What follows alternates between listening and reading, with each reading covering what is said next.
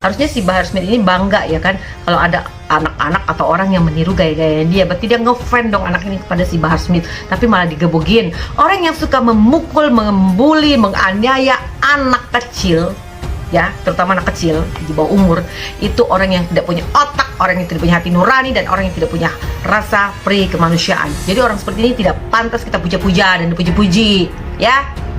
Jadi kalau ada orang yang punya otak nggak akan mukul anak kecil kalau punya otak. Tapi kalau nggak punya otak ya mungkin dipukulin aja anak kecil. Malah begitu dia ditangkap, dia tuduh katanya, ini pemerintah Jokowi ini mengkriminalisasi ulama. Ulama yang mana? Hei Bahar Smith, kau bukan ulama, ya. Menjadi seorang ulama tuh nggak gampang, nggak setahun 2 tahun belajar agamanya, berpuluh-puluh tahun baru kita bisa mengatakan orang itu udah bisa jadi ulama. Kalau hanya kelas-kelas kau seumur-umur kau, ya cukup jadi ustadz aja lah, ya. Itu pun kau jadi ustadz, ya, itu hanya menebarkan kebencian, memfitnah pemerintahan. Itu kau alasan kau bela rakyat. Rakyat mana yang kau bela? Hah? Rakyat kadrun maksudnya gitu? Ya. Kau tidak mewakili suara rakyat Indonesia, kau hanya mewakili sekelompok orang, ya, seperti Cendana 212, itu yang kau wakili, ya. What? Indonesia sejak dulu kala tetap dipuja-puja bangsa. Ingin menyentil mulut seseorang yang selama ini sombong, yang ujub, yang takabur, ya. Nah, cuman Nyai mau memberikan sedikit pandangan dan masukan kepada mereka-mereka yang selama ini mungkin salah menerapkan atau salah memahami bagaimana untuk menerapkan agama itu dengan baik dan benar dalam kehidupan kita sehari-hari. Nah, di sini Nyai mau membacakan, ya, nih, baca di sini. Dan terdapat variasi riwayat Anas bin Malik mengenai sifat rambut Nabi Muhammad SAW. Anas bin Malik mengatakan bahwa panjang rambut Rasulullah itu adalah antara 2 telinga dan bahu. Antara 2 telinga dan bahu, jadi sampai sebatas sini. Jadi Rasulullah itu tidak pernah memiliki rambut yang melebihi bahu, ya. Dan rambut juga Rasulullah juga rambutnya tidak dimerah-merahin, ya. Karena kita tidak bisa melihat wujudnya Rasulullah, ya. Nah, ini Nyai baca di sini, ya. Jadi ini katanya Anas bin Malik ini pernah melihat Rasulullah, ya. Lalu Anas bin Malik ini juga mengatakan bahwa Rasulullah itu pernah dulu memotong rambutnya di saat dia pulang umroh. Itu selama 40 hari itu memotong rambutnya, jenisnya dirapikan, ya, selama 40 hari. Juga di sininya mengatakan sebenarnya Rasulullah itu tidak suka kepada laki-laki yang mengikuti cara perempuan. Contoh, rambut panjang melebihi bahu, itu seperti perempuan, ya. Juga rambutnya dimerah-merahin juga kayak perempuan. Mulutnya juga kayak perempuan, itu juga Rasulullah kayak nggak suka, ya. Karena sekarang banyak laki-laki tapi bermulut perempuan, itu banyak, ya. Mulutnya pada lemes semua pada laki-laki. Nah, Nyai mau membacakan ini, ya.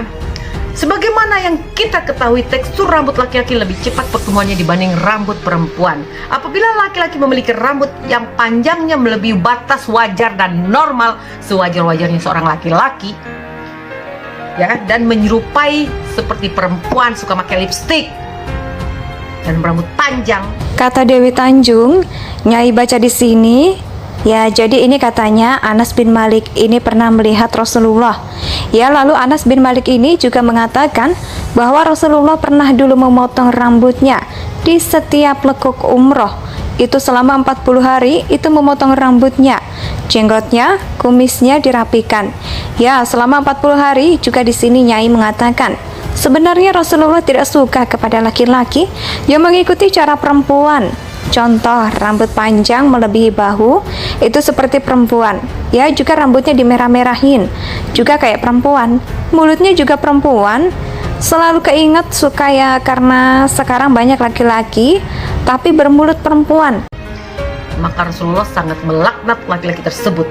Janganlah kalian hai para lelaki meniru gaya-gaya perempuan, dan begitu juga perempuan janganlah meniru gaya-gaya laki-laki, ya. Kalian sudah punya kodratnya sebagai laki-laki ya jadi laki-laki, kodratnya sebagai perempuan ya jadi perempuan. Ya, ini laki-laki berambut panjang dimerah-merahin pakai lipstik. Pusing nih Nyai. Ya, Nyai aja perempuan gak pakai lipstik. Ya. Lalu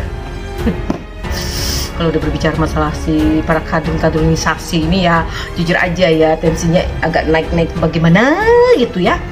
Lalu Bahar Smith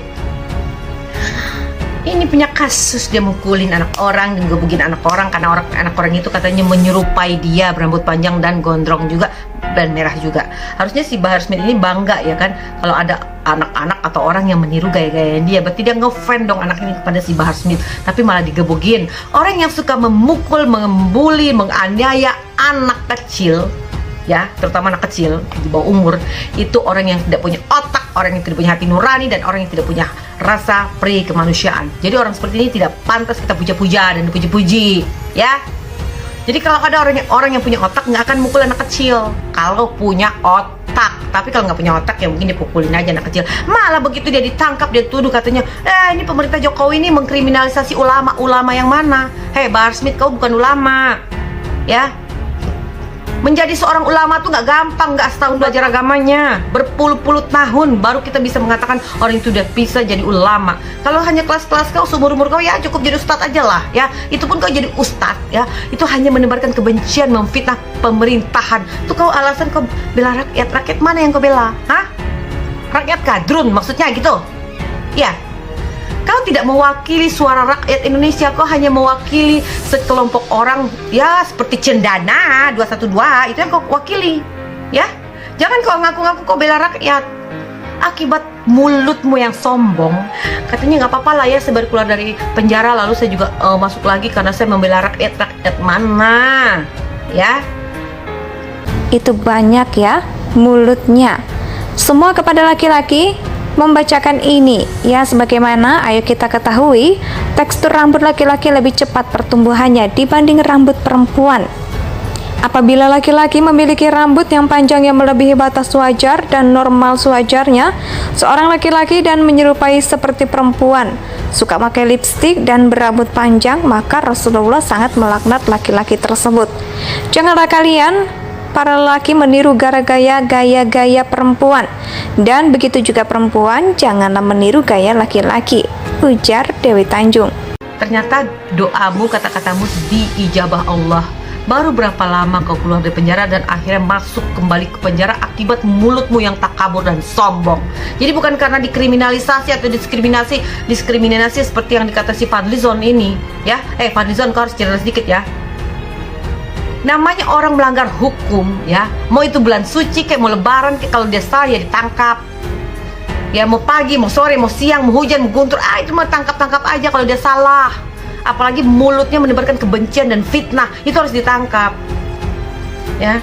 Jangan kau asal bela-bela aja Fadlizon, kau nih banyak bacot banget kau di medsos, tapi kerjaan kau nggak ada, kau kasih makan atau kau kasih bantuan kepada konstituen kau di daerah pemilihan kau di Kabupaten Bogor, nggak ada ya. Nyai udah datang ke Kabupaten Bogor, tidak ada bantuan dari Fadlizon. Aduh, sebenarnya males banget bahas manusia ini nih. Salah lagi Nyai menyebutnya. Bahas Bahar Smith ya. Cuman manusia ini terlalu sombong, makanya Nyai harus gebuk dia. Dan Nyai akan gebuk dia pakai sisa jagatnya ini.